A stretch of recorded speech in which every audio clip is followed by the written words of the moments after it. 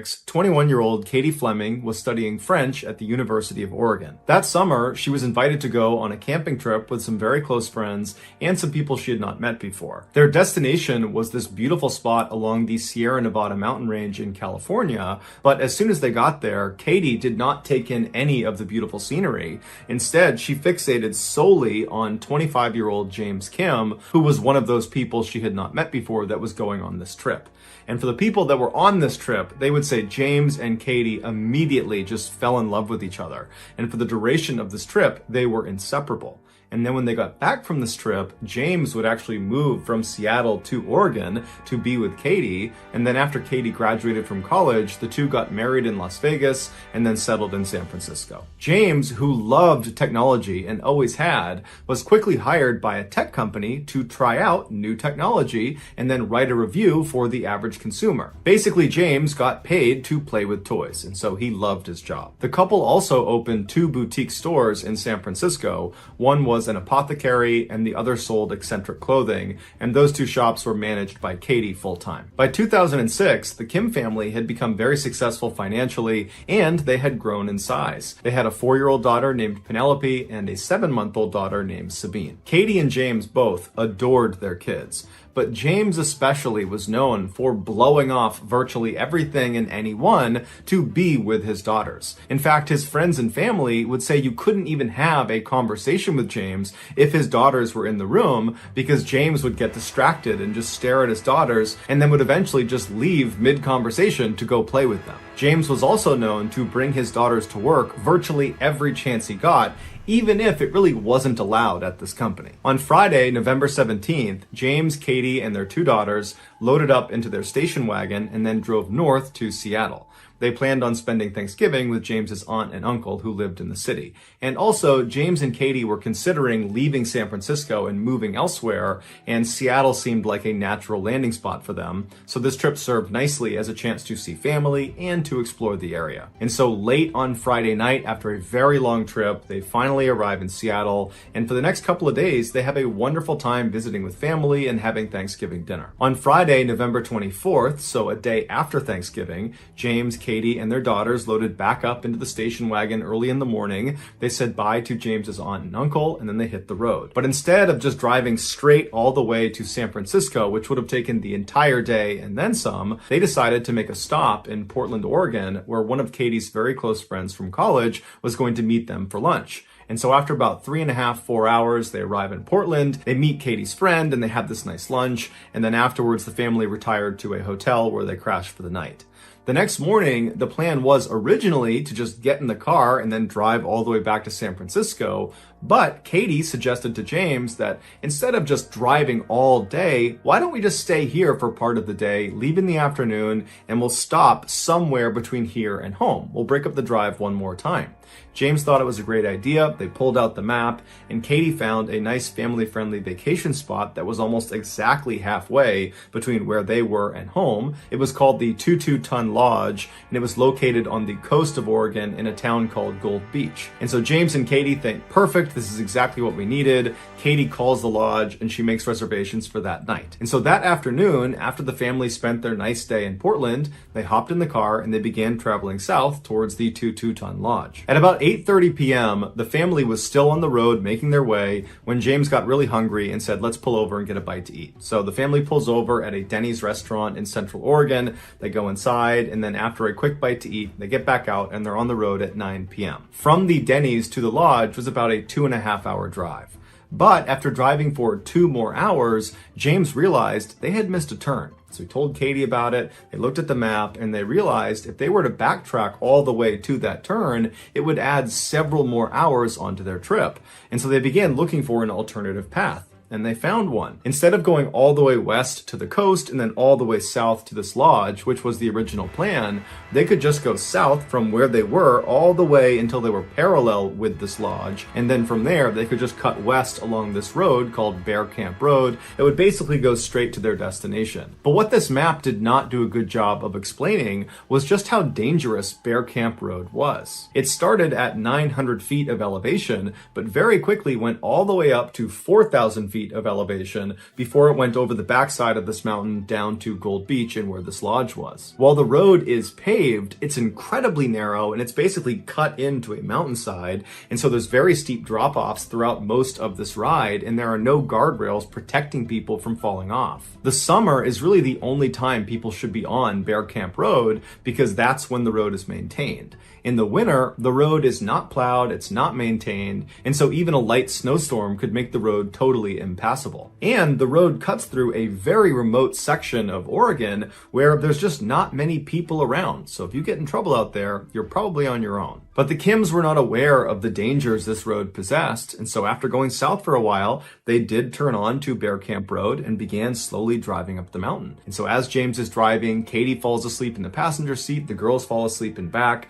and outside it begins to snow. An hour later, Katie wakes up from her sleep, and the first thing she notices is outside, it is snowing so hard that James now has the windshield wipers on full blast, and still you could barely see out the front windshield.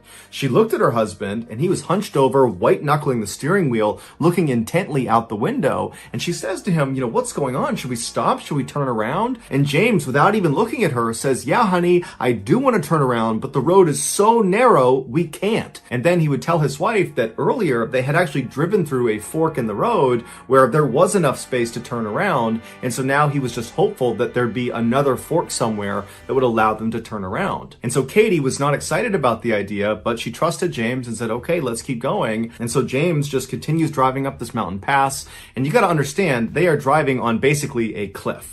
On the left side, left of James, is just a sheer drop-off, and the road is totally slick from the snow. And so periodically, as James is driving, even though he's only going about 5 miles an hour, he would begin to slip and slide, and he's right on the edge of this cliff. And so it was a very, very stressful ride, and after several more miles of this, they were not reaching any turnaround. In fact, they would have to periodically stop on inclines, put up the emergency brake, and one of them would have to get out and clear branches and rocks out of this tiny little road to continue onward. And so finally, Katie says to James, you gotta stop, you gotta back out of here. That's our only choice right now. And so James put the car in reverse, and he opens his car door so he can look down at the edge of this cliff to make sure he doesn't accidentally veer off of it.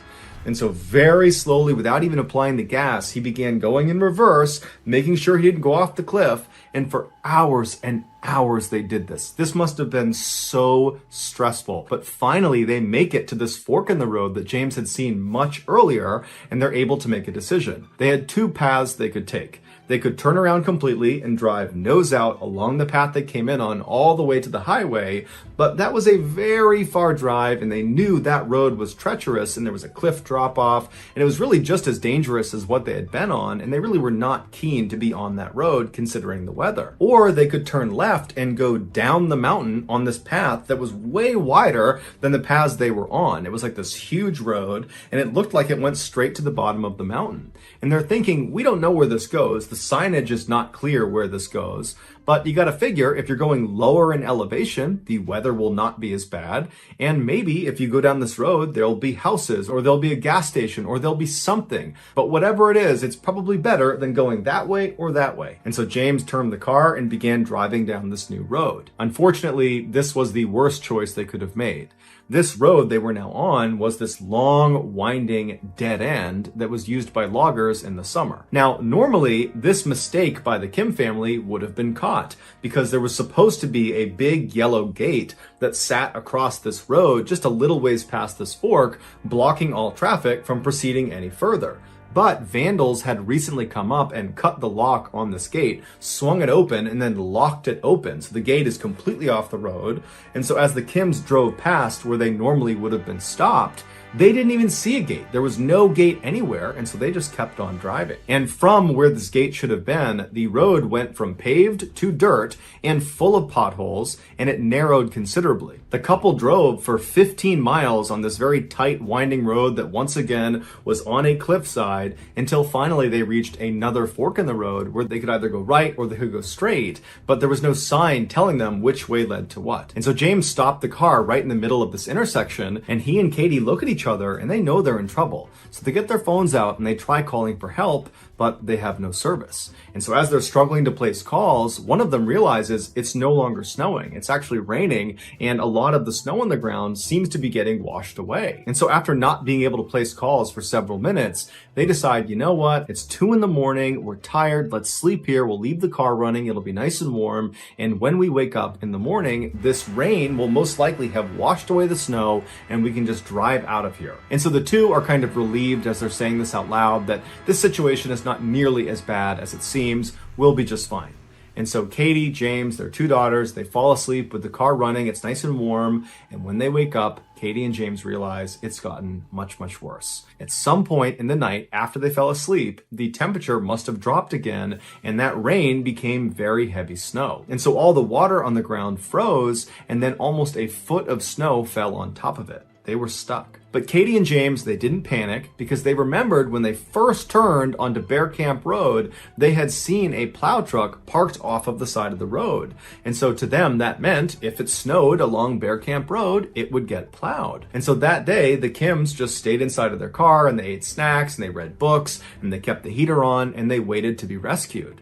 But over the course of that entire day, nobody came down that road. No plows, no anybody. And Katie and James continuously tried their cell phones to try to punch out and get some help, but they never had any service. Also, Katie and James continuously honked the horn in case someone was in the area that might hear them, but no one ever came to their rescue. And so by the end of that Sunday night, Katie and James were really starting to get worried because they have a 4-year-old and a 7-month-old. They cannot be out here for very much longer. But they began to tell each other that, you know what, it's Sunday. Maybe the plows don't come through on Sundays. Maybe they just don't work out here on Sundays. And so tomorrow, Monday, the plows will be out here. They'll come by and they will save us. Also, Katie and James began telling each other to reassure each other that, hey, tomorrow, Monday, that's the day we were supposed to be back in San Francisco. And so people are bound to notice our absence and they will report it to police and they will come out here and they will save us. So tomorrow we are going to get found. And so Katie and James, they put their 2 daughters in their car seats and James read them some bedtime stories and then the family fell asleep. The next day, Monday, the family did a lot of the same things they did the day before. They sat in their car, they kept spirits high, they tried to use their cell phones, which didn't work. They honked their horns to get people's attention. That didn't work. They tried to ration their food, and the whole time, they're keeping their eyes up each side of this road they're on in hopes a plow comes through. But all day long, no trucks, no plows, nothing comes down this road. Meanwhile, back in San Francisco, the family's absence was noticed by a family friend, but they didn't report it to police because they figured the Kim family had just decided to stay out a little bit longer and they would be back soon. By Monday night, Katie and James were officially terrified. They were almost out of fuel in their car. They were almost out of food. In fact, to compensate for their low amount of food, Katie had begun not only breastfeeding her 7-month-old, but also began breastfeeding her 4-year-old. Also, outside of their car, bears began kind of assembling and checking them out.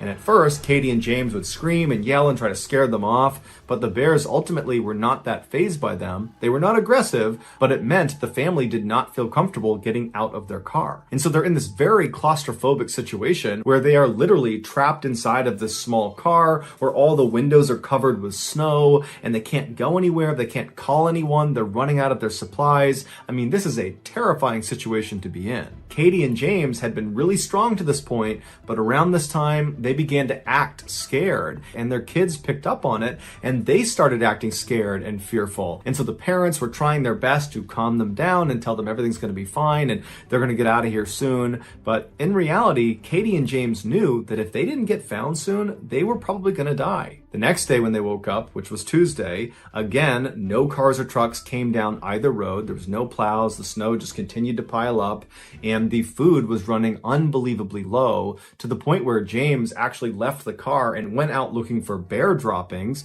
because there's bears all over the place now, and he would pull the berries out of their droppings, and he and Katie began eating those. But after a while, they decided that was not a good idea because they might poison themselves. Their daughters, who the day before had been acting out of fear and anxiety were now lethargic and quiet. And the parents' response to this was to start fighting with each other about whose fault this was, when in reality, they were just totally scared about what might happen to them. Meanwhile, back in San Francisco, the family had still not been reported to police. And so that night, Tuesday night, the Kim family once again huddled up inside of their car. James read the kids' books, and then they all fell asleep. The next morning, Wednesday, they ran out of gas for their car. And so they had no way to heat themselves. And so James got the spare tire out of the back of the car, and he rounded up some magazines inside of the car, and he lit a fire for the family to stand around and try to warm up by. And it worked, but the fire very quickly died out, and they couldn't find any wood that wasn't soaking wet to put on it. And so before long, they did not have a fire. And so all day that day, James and Katie were desperately looking up the road in hopes that a car or truck would come through. They never did. James and Katie tried their cell phones repeatedly, but they never got service. They honked their horns and they screamed out for help, but nobody heard them. And so before long, it was dark again, and the family was huddled up inside of their now freezing car, and all they could hear outside was the sounds of bears marching around the area. And so I'm sure James and Katie thought to themselves, I wonder if we'll survive the night. Meanwhile, back in San Francisco, that family friend who had noticed the Kims were gone on Monday, she did go to the police on Wednesday afternoon and reported them missing. And so a search party was being organized that night, but of course the Kim family would have no way of knowing that. The next morning, Thursday, the Kim family woke up, they survived the night, but at this point, James and Katie are speaking openly about the real possibility that they all might die. In fact, Katie says to James, you have to promise me if our two kids die out here, you have to kill me too. And James said he would. At this point, Katie and James do not believe a truck or a car or anything is going to drive down this road and save them. They believe their only hope of being rescued is by sending a smoke signal up into the air that a pilot might see. So they pull off all four tires of their car, and then they pull everything out of the car that might burn, and they stack that on the tires, and that included Penelope's prized stuffed lamb. And then once they had their big pile, they lit it on fire, and fairly quickly, a large black billowing cloud of smoke was going straight up to the sky. And for a minute, the Kim family was very optimistic that they were about to be found, that certainly someone was going to see the smoke and come find them. But unfortunately, the fire burned out very quickly, they couldn't light it again, and nobody flew overhead. And so before long, the family is once again huddled inside of their freezing cold car that night. There's bears walking around outside. They're basically out of food. Their kids aren't even crying anymore. They're just silent and cold and miserable. And as they're all shivering and trying to stay warm, James realizes he needs to do something drastic or his family's going to die. And so the next morning, Friday, when they get up, James tells Katie that he had been studying the map and there is a town about 4 miles east called Galice that he believes he can get to in about 2 hours. Katie immediately said, no, you cannot leave us. We need you here. There's probably a search party out there looking for us right now. We need to stay together so we can all be found. But James's instincts were telling him that no one was coming for them, or no one was going to actually find them in time. And so their only hope was if he ventured off and found help. And so Katie finally reluctantly agrees to let him go because he seemed really confident. And so at 7:45 a.m. that morning, James gave his two daughters a big hug and a kiss, told them he loved them and he would see them soon, and then he hugged his wife and said he loved her, and then he turned around and walked up the road out of sight. At the same time, unbeknownst to the Kim family, hundreds of searchers and helicopters are all over Bear Camp Road looking for them. 2 days later, on Sunday, December 3rd, so a week after the family had originally gotten stuck, a helicopter pilot that was part of the search effort was flying around Bear Camp Road when he noticed footprints in the snow below. When he started following these footprints, and eventually the footprints kind of disappeared under some trees, and then he couldn't pick them up again, and so without that much fuel left, he decided he would just backtrack and follow the footprints back to their origin. And so he retraced these footprints for quite a while until he came to a clearing, and in the middle of the clearing was a car, and next to the car was Katie waving an umbrella back and forth. The pilot immediately knew who he was looking at, but he didn't have enough fuel to actually land and pick her and her family up. And so instead, he just hovered down as low as he could, and he made good eye contact with her to reassure her that I see you and we're coming for you. And then he marked on the map where they were. He flew off to the search headquarters, and just minutes later, another helicopter was spun up. They flew to that same location, and they were able to land in that clearing. And as soon as the pilot got out, he saw Katie running up to him, carrying her two daughters, who looked like they were in pretty good shape. And she's crying tears of joy, and she's thanking him profusely. And then when she's right up in front of him, she says, are you here because of my husband? Did James tell you where we were? And the pilot looked visibly confused. Katie picked up on it, and she explained how just 2 days earlier, James had left to go to the town of Galice to get help, and he still hadn't come back yet. And so at this point, the pilot understood what was happening, and so he looked down and he said, "No, ma'am, we still have not found James." Katie was devastated, and she cried as she and her daughters were loaded into the helicopter and airlifted out of the forest and brought to a hospital. There they would make full recoveries. Meanwhile, the search effort, which had been all over Bear Camp Road, was suddenly focused exclusively on the area around where their car was. And professional trackers were brought in to look for James's tracks, and they found them fairly quickly and began following them. James, after departing his family to go look for help, which must have been the most difficult decision he had ever made in his entire life. He loved his family more than anything, and he had to abandon them in the middle of the wilderness with no food, with no power, and he has no idea if he'll ever see them again. And so after leaving them behind, he walked 3 miles up the road they came in on, and then instead of just continuing on that road in the direction of Galice,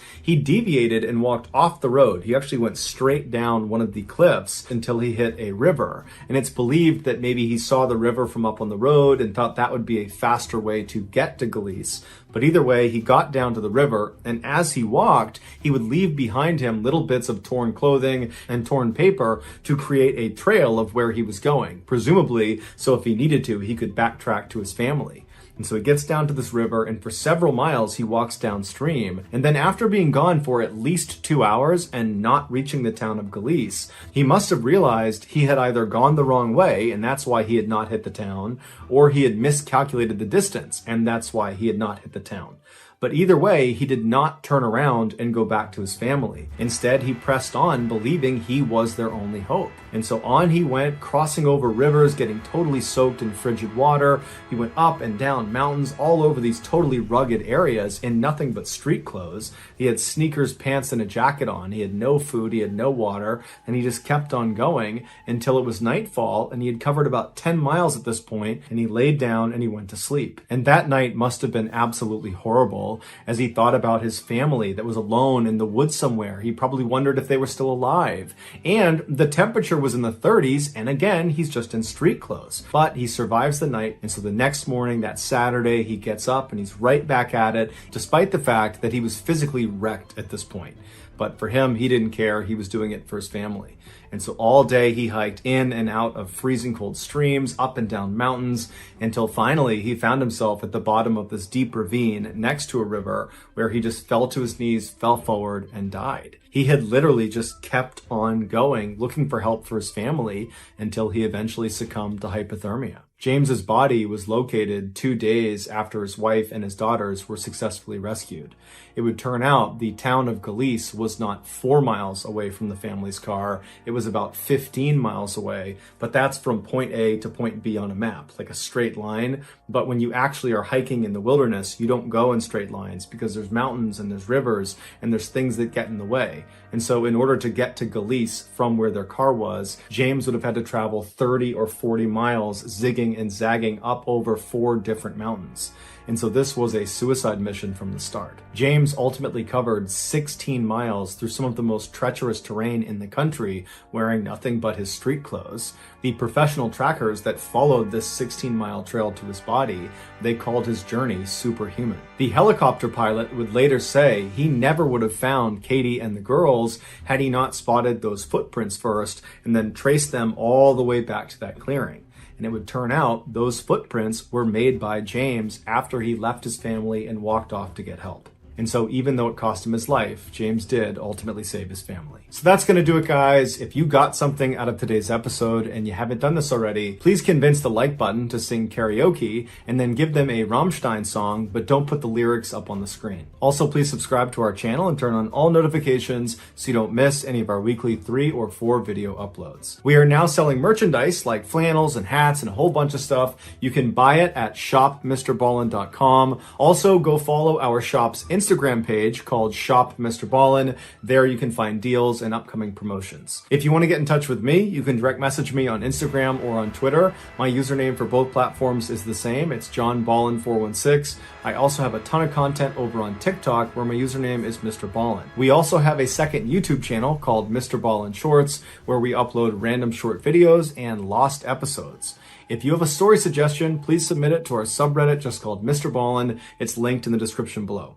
So whether I see you on Instagram, Twitter, TikTok, Reddit, YouTube, or some combination, just know that I really appreciate your support. And until next time, that's going to do it. See ya.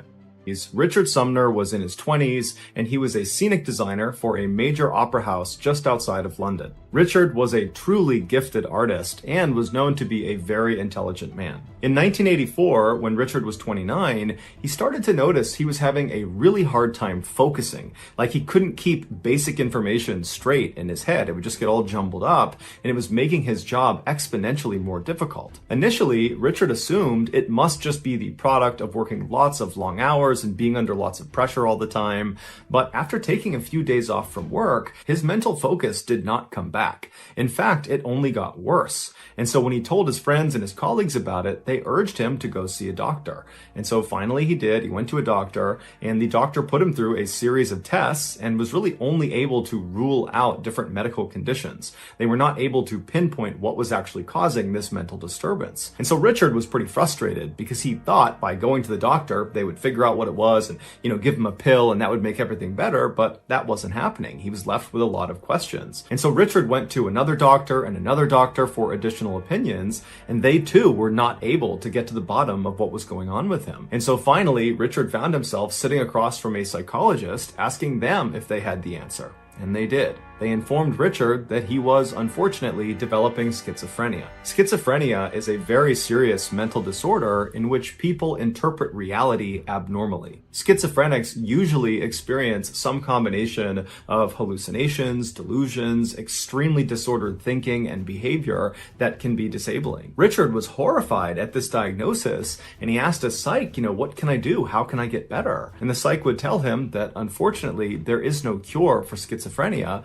However, medical treatment has been shown to be very effective in some people, especially when it's caught early. And it seems like we're catching your disorder fairly early. And so Richard immediately began the medical treatment plan, and he seemed to be one of the lucky few that benefited tremendously from it. In fact, within just days of being told of this diagnosis, he was back to work at the opera house. But over the years, despite Richard diligently staying on his medical treatment plan, he just continued to kind of spiral because of this disorder, and it was becoming more and more apparent at work that Richard was just not the same anymore. He had lost that mental focus that he was known for, and he was perpetually fatigued. And so in 1996, so 12 years after his original diagnosis, Richard finally had to step away from his job at the opera house. He just couldn't do the work anymore. Although Richard was eligible for governmental assistance because of his schizophrenia, the money he would receive from those benefits would not be enough to cover the costs associated with living in his flat in London.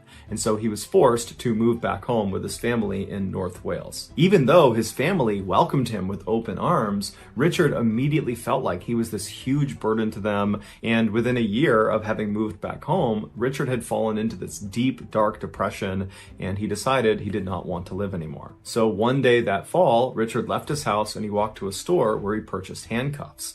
And then he took those handcuffs, he left the store, and he walked away from town towards this secluded forest that was not too far away. And when he got to the forest, he picked a trail and he started walking down it, and he kept looking over his shoulder until finally he could not actually see the town anymore. He was fairly far into these woods. At that point, he deviated off of the trail and walked for several more minutes until he came to a stop in front of this tree that had some fairly thick, low-hanging branches. At that point, he took his handcuffs and he connected one cuff to one of these branches and made sure it would not come off, and then he connected the other cuff to his right wrist. And once he was fully secured, he leaned back against the tree and he began to wait. It's unclear what drove Richard to choose such a slow and torturous method for ending his life, but apparently after 4 days of leaning up against this tree and not dying, he began to have second thoughts about it. He was desperately hungry and thirsty and extremely tired because he was in this kind of semi-upright position that didn't really allow him to sleep.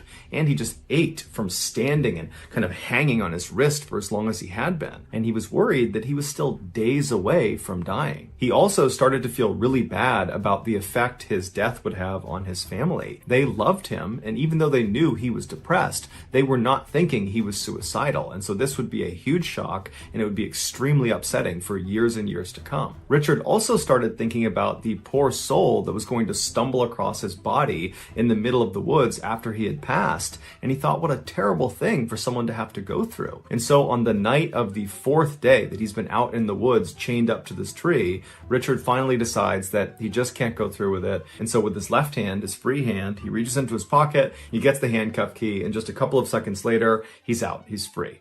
And so he hobbles his way back to the path and he makes his way out of the forest and walks all the way home. When he goes inside, his sister is there and she's totally shocked to see him. She sees the state he's in and she's asking, are you okay? What have you been doing? Where have you been? We've been so worried. And that's when Richard confides in her that he had been in the forest and he had just attempted suicide. And so his sister is totally devastated at this news, and she tries to comfort him and remind him that she and the rest of the family loves him, and please, please don't attempt suicide again. We can get you help. We can put you in touch with professionals. We can do anything you want, but please don't do something you can't undo. Richard didn't make any promises to her, but he was very touched at how much she cared. He thanked her, he gave her a hug, and then he went to his room and he went to bed. The next morning when Richard got up, he had this sense that, he had just survived a suicide attempt. And so in many ways, he now had this new life he was living. And so what better time to kind of forge ahead and build a new life with the current construct and the current limitations that he had, and stop focusing so much on the life that he had lost back in London, because that life doesn't exist anymore. And so for the next couple of years, Richard did just focus on his new life in North Wales. He was diligent about keeping up with his medical treatments. He tried to spend time with his family. He was doing all the right things, but his schizophrenia only got worse. And one of the ways it was really manifesting itself in his life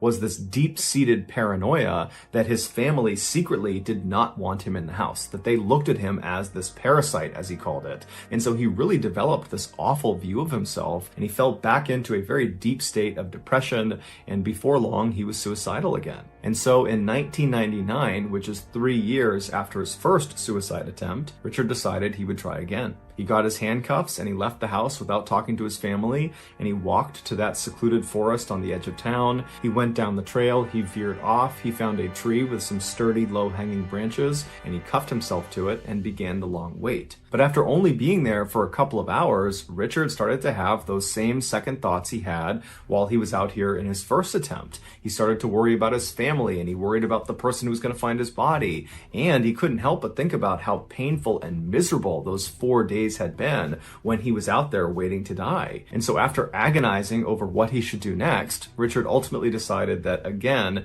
he just couldn't go through with it. And so he pulled the key out of his pocket, he undid the cuff, and he left the forest and he walked back home. After this second suicide attempt, Richard again tried to find meaning in having this new life, but he just couldn't shake this growing paranoia brought on by his schizophrenia that his family secretly wanted him to leave the house, that he was this parasite and that they all hated him, he was this terrible person, and it was just overwhelming for Richard.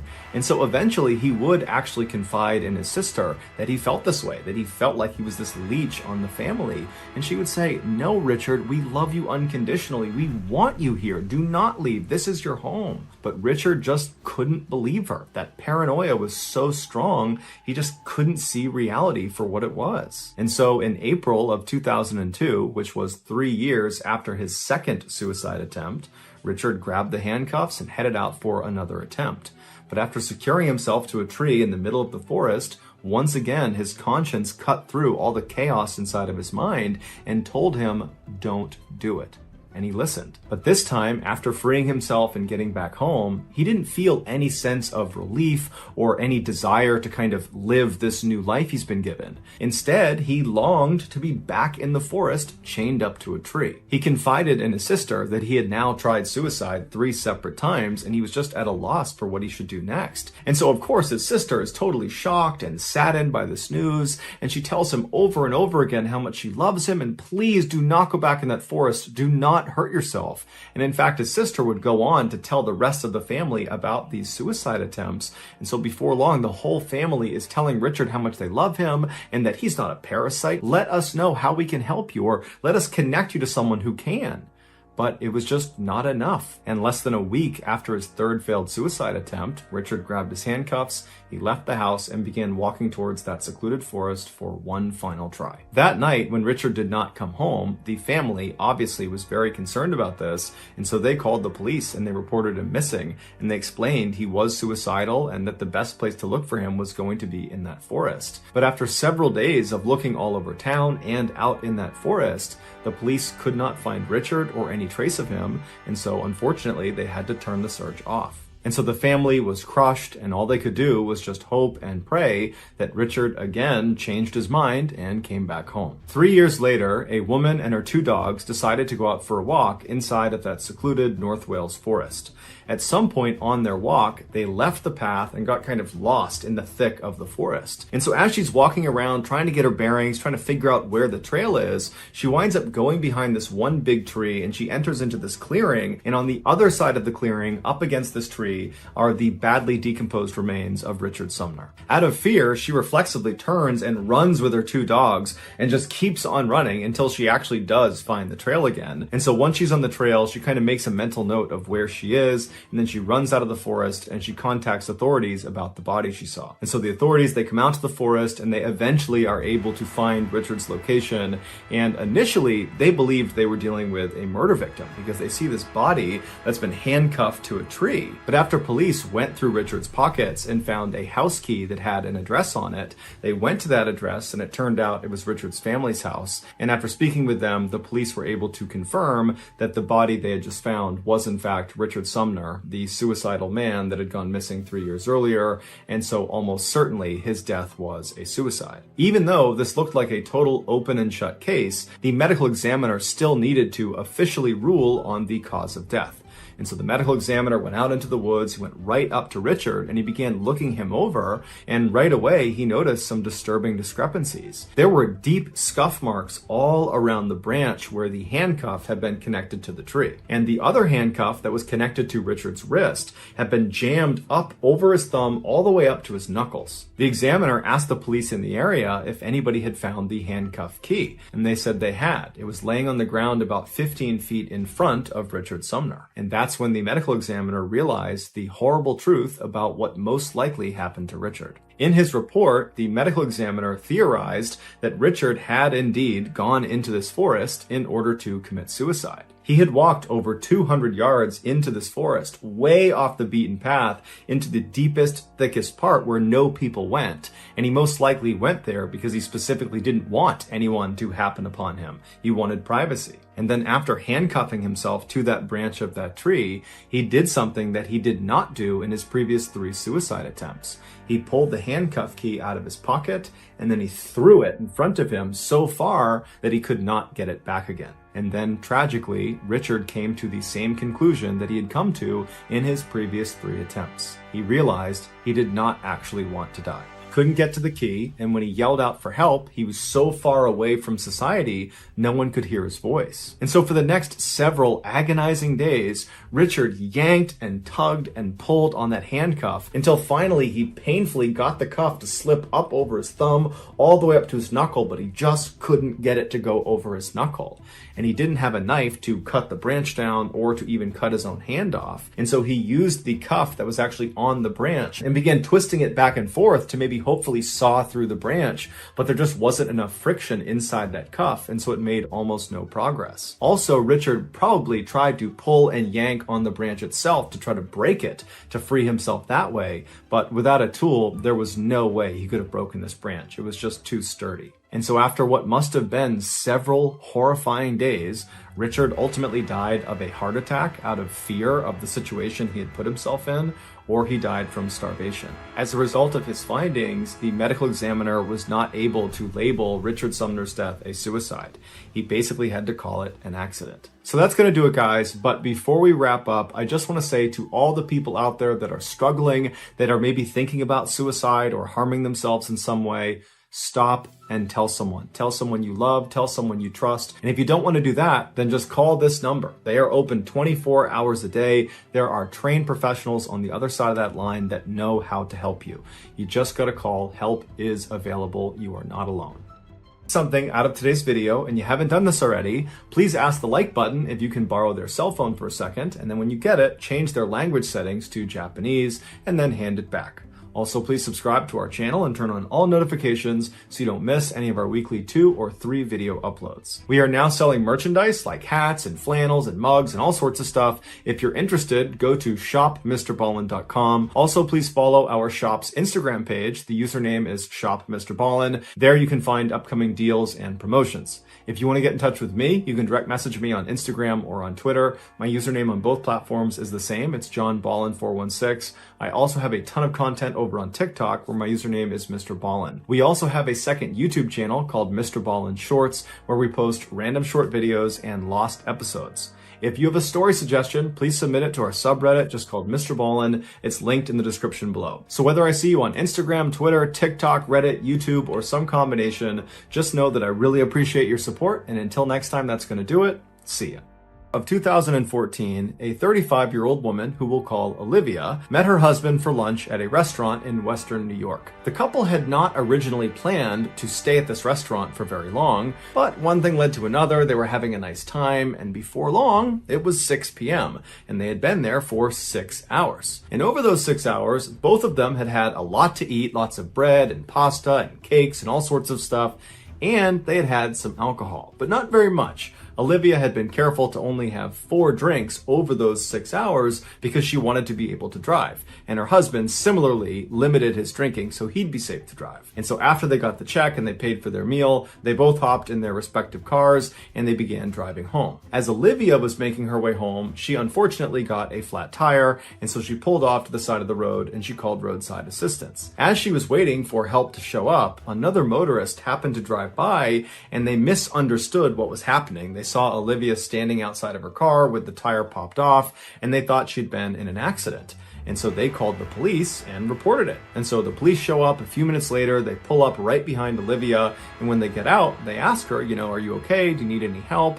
And she would say, oh no, I just had a flat tire. I'm totally fine. Thank you for stopping though. But the police, as they're listening to her speak, they see her eyes look kind of glassy and glazed over like she's drunk. And as she was speaking, they could have sworn she was slurring her words. And so they said, hey, ma'am, have you been drinking tonight? And she would tell them that, well, yeah, I have had a few drinks, but only 4 over the last 6 hours, and I don't feel drunk at all. That has nothing to do with the situation I'm in now. I'm not drunk. But the police were not buying it, and so they put her through a series of field sobriety tests that she managed to get through, but she struggled with enough that it sent up some red flags. And so they made her blow into a breathalyzer. A breathalyzer is a device that uses your breath to register how much alcohol is in your system, also known as your blood alcohol content, or BAC for short. BAC is scored as a percentage out of 100, and while no one should ever get behind the wheel of a vehicle if they are impaired,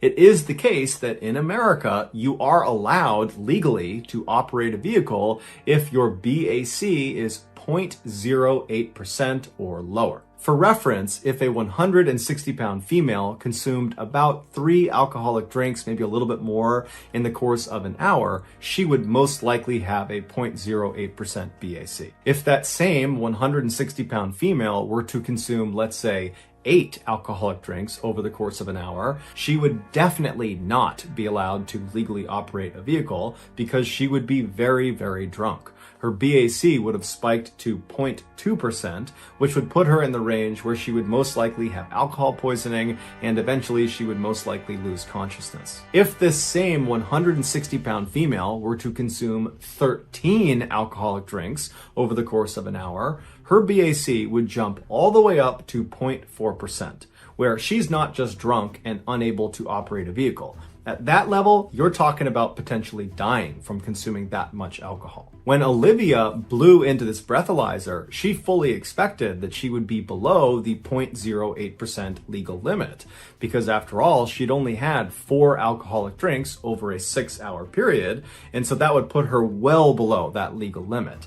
But that was not the case. She blew a staggering 0.33%. The cops couldn't believe what they were looking at because they're looking at Olivia and they're thinking at that level, she should be somewhere between losing consciousness and dying. But here she is just standing there talking to us, acting a little bit buzzed. And so they assumed their breathalyzer must have made a mistake. So they went back into their car, got another breathalyzer, did it again, and again, Olivia blew a 0.33% BAC. The officers couldn't understand how this woman had such an extreme alcohol tolerance, but regardless, they charged her with driving while intoxicated and then brought her to the hospital for medical intervention. There, her BAC remained high even after a full day had passed without her consuming any more alcohol. This is around the time that it was discovered that Olivia had a very, very rare medical condition called auto-brewery syndrome, which in a nutshell meant her body transformed glucose from foods, specifically carbs like bread, pasta, that kind of thing,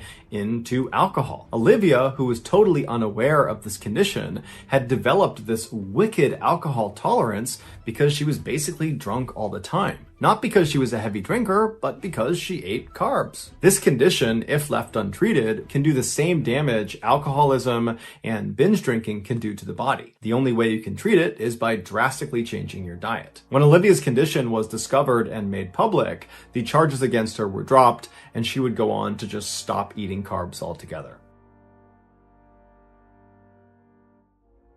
In 1887, 35-year-old Robert Ledru was a very talented detective working in Paris, France. He was so talented that periodically he would get called upon by other police departments around the country to help them solve their most difficult cases. And so that year, there was this coastal town in northern France that had this string of sailors that went missing, and nobody had the slightest idea what had happened to them. And so naturally, Robert was called in to investigate. The night Robert arrived in this town, it was very late and Robert was tired, so he went straight to his hotel and he went to bed. The following morning, he got up and he went straight to the local police department to meet the local officers that he would be working with on this investigation. But when he got there, he was told that the missing sailors case had been lowered in priority because during the night, a murder had been committed down on their beach. And so that was now their main focus. And so they apologized to Robert and said, I'm sorry you came all this way for nothing. But since you're here, do you want to help us in this beach murder investigation? And Robert said, sure. The victim was a middle-aged man named Andre Monet, who owned a dress shop in Paris, France. He had recently moved to this coastal town to enjoy the beautiful scenery. When his body was discovered early that morning, it was quickly determined he had been killed by a single gunshot wound to the chest, where the bullet actually went clear through him out the other side, but they hadn't found the bullet. There were no suspects, there were no leads, there was no clear motive. However, they were able to rule out robbery because there was still money in Andre's pockets. And so Robert and the other local officers left the police station and made their way down to the beach, where they began examining the area where Andre had been found. The local officers focused on looking for the bullet, while Robert decided to walk a little ways down the beach to see if there was any evidence that had been overlooked in the initial search. And after only walking a very short distance, Robert noticed some barely visible footprints that appeared to pass right by where Andre's body had been found. And these footprints, they continued past that area and then up a flight of stairs up onto the road where they disappeared. Robert called over the other officers and told them to make plaster casts of these footprints so he could analyze them. What that meant is the officers would literally just pour liquid plaster inside of these prints, and then when they dried, they would pull that plaster out, and it would literally be a 3D model of the foot that had made the prints. And so as the officers are working on these casts, Robert says to one of the officers that these prints looked really odd to him, like they were familiar in some way, but he just couldn't place where he had seen them before. Less than an hour later, when the plaster had dried, the officers pulled them out and they handed them to Robert. And as soon as Robert looked at them, he physically reacted to what he was seeing. It was like he was disappointed. And then without saying anything, he just walked down the beach with these plaster casts until he got to this secluded area where he sat down. And he sat there for hours and hours, just staring at the plaster casts, seemingly unaffected by the sun that was blazing down on him the whole time and the tide that was very quickly creeping up on him. The local officers who were watching this, they didn't know anything about Robert. All they knew is his reputation, which is he is this totally legendary detective, and so they didn't dare question his methods, even though this seemed really odd what he was doing. Finally, by mid-afternoon, Robert would put the cast down, he would stand up, and he would walk back over to the mystified local officers. And when he walked up to them, he would say, "There's no reason to stay at the beach any longer or interview any more witnesses. I think I've solved the case." But then instead of elaborating, he just turned around and walked up off the beach and headed back for his hotel. The local officers just looked at each other and shrugged, and they left too. Early the next day, the bullet that had killed Andre Monet was found on the beach. And so when Robert showed up to the beach, the chief of police handed him this bullet in an effort to help him continue the investigation. And as soon as Robert looked at it, he sighed and said, "Okay, now I know for sure what happened." And then Robert proceeded to break down the murder. He said the killer woke up in the middle of the night on the night that Andre was killed, and he got out of his bed, he put on his clothes, and then he headed down to the beach. There, he encountered Andre Monet, a man he didn't know who was most likely out for a midnight stroll as well. The two men struck up a friendly conversation, but at some point it turned into some sort of quarrel, at which point the killer drew his pistol, shot Andre in the chest, and then fled the scene. Robert told the local police chief that the reason he knew all these details is because he had been the killer. He killed Andre Monet.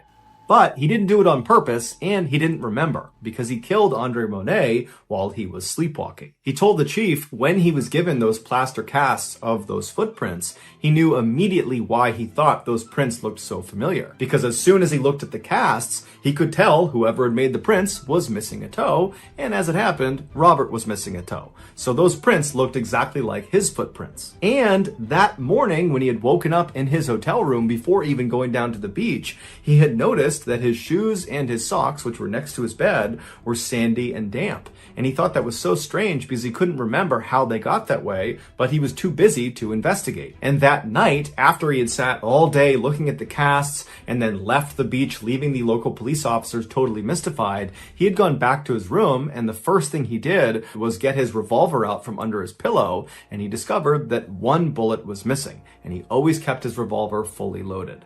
And so he spent the rest of the night trying to convince himself that this was just one big coincidence. But the following morning, when he was given that bullet, he knew immediately that this was not a coincidence. The bullet that had killed Andre Monet was the same type of ammunition that he loaded his revolver with. And so he had to be the killer. He had effectively caught himself. The police were totally shocked and did not believe this at first. More specifically, they didn't want to believe that Robert, their star detective, was behind this horrible homicide. But eventually, after examining all the evidence, they agreed he had to be the killer. But to test whether this really was sleepwalking and not some elaborate cover-up by Robert, they decided to conduct an experiment. Robert, who was fully cooperative with the investigation, was told to sleep in this jail cell where he would be monitored 24/7 by armed guards, and in this cell with him would be a revolver loaded with blank rounds, and he was told to keep it under his pillow. For the first couple of days, nothing happened. Robert never touched the revolver during the day or when he was asleep. But about a week into this experiment, Robert suddenly woke up in the middle of the night in this trance-like state. He reached under his pillow, pulled out the revolver, and began firing at the guards right outside of the cell. And so this convinced the police that Robert had been telling the truth about what happened to Andre Monet. He really had killed him while he was sleepwalking. A decision was made not to prosecute Robert for the murder. Instead, they decided to basically exile him for everybody's protection. And so from then until 1937, when Robert died, he was forced to live alone on this secluded farm outside of Paris, where the only visitors he ever got were doctors who would only show up during the day and with armed bodyguards. On December 18th, 1956, a brand new game show called To Tell the Truth aired on a major American television network. The premise of the show was relatively simple. 4 celebrity judges would be presented with 3 people called contestants who all claimed to be the same person. And this person who they claimed to be was always remarkable in some way. They had some incredible talent or some crazy job, or they had accomplished something extraordinary. One of these 3 contestants was the real person they were claiming to be. The other 2 people were doing their best to pretend to be that person.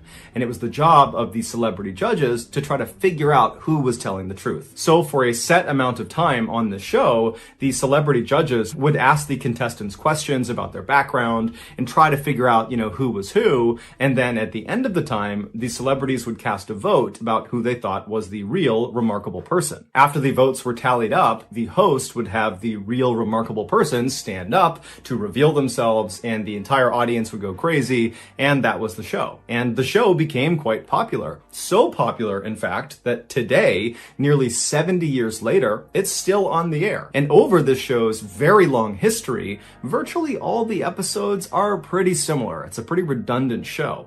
But there is one episode that will forever go down as the most unique. In October of 1972, 3 contestants walked out onto the stage in front of the 4 celebrity judges, and they all introduced themselves as Ed Edwards. Then the host of the show read aloud the biography of the real Ed Edwards, and he would say that Ed at one point was on the FBI's list of the top 10 most wanted criminals in America for crimes like armed robbery and impersonating a federal officer, and then after he was finally caught by law enforcement and went to prison, a prison guard helped him turn his life around, and then upon release from prison 14 years later, Ed remained this reformed criminal and became a successful author and motivational speaker who specialized in telling people how to identify con men and criminals and how to protect themselves from these people. After the real Ed Edwards biography was read aloud, the 3 contestants sat down and the celebrity judges began asking them questions about their past,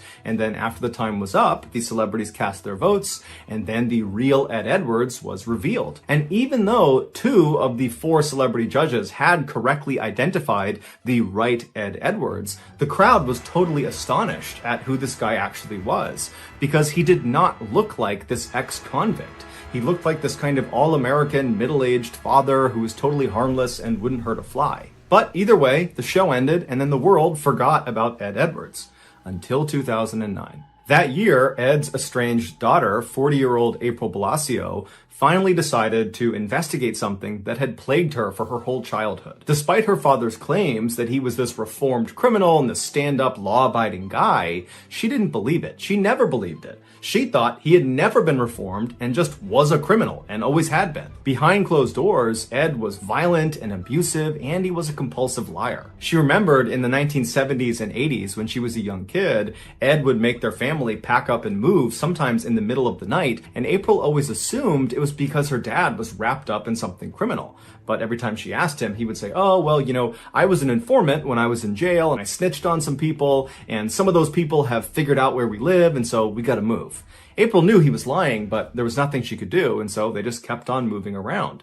But she always thought something else was going on. So in 2009, when April is now this 40-year-old woman, she's laying in bed one night and finally says, you know what? I'm just gonna start Googling some stuff. So she hops in her laptop and she starts typing in the different names of towns that she and her family lived in as a kid. And then after she'd write the name of the town, she'd write unsolved mystery or unsolved crime, and she would see if anything popped up. And so as she began looking, she found one in 1980. It was an unsolved murder in a town called Watertown, Wisconsin, that happened right around the time that her family very briefly lived in this town. There was this young teenage couple that had left this wedding and they had driven down this dead-end road and they were just kind of enjoying each other's company when an unknown assailant who matched the description of Ed Edwards walked up to their car, broke in, shot them both to death, and then disappeared. And so on a hunch, April called the Watertown Police Department the following day and told them that, I think my father might have been responsible for this double homicide.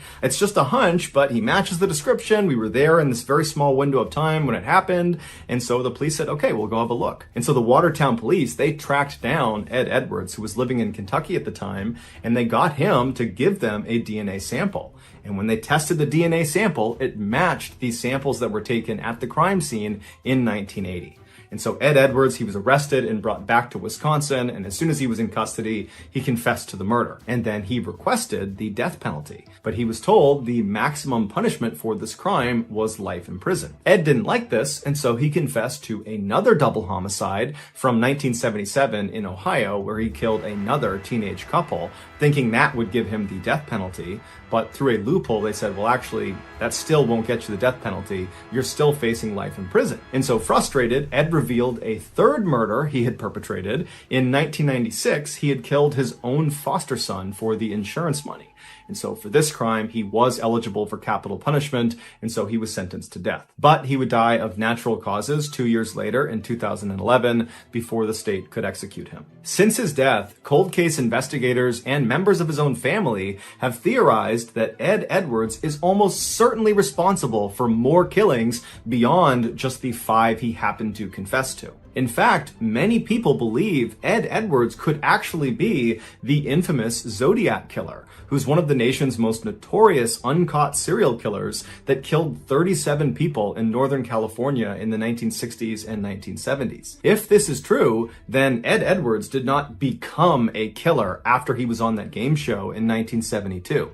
No, when he showed up for that game show and stood in front of the audience and smiled and answered questions to the celebrity panelists, at that time, as you're watching him on TV, he would have already been a seasoned serial killer with dozens and dozens of victims. But Ed stopped confessing to murders after that third confession because he was just kind of using those murders as bargaining chips to get what he wanted, the death penalty.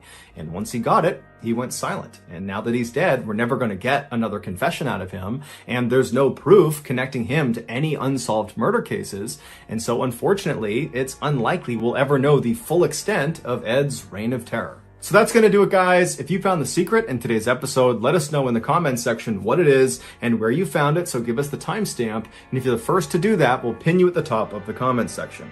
If you got something out of today's episode and you haven't done this already, please invite the like button to go to the cinema with you to watch a movie that they really want to see, and then proceed to talk incessantly to them throughout the entire movie, and about halfway through, spoil the ending.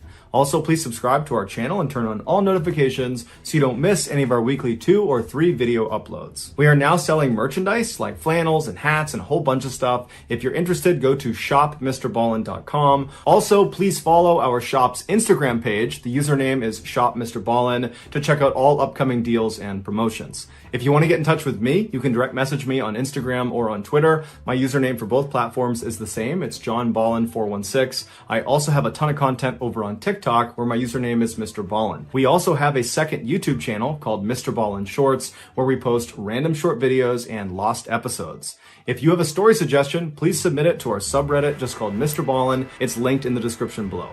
So whether I see you on Instagram, Twitter, TikTok, Reddit, YouTube, or some combination, just know that I really appreciate your support. And until next time, that's going to do it. See ya.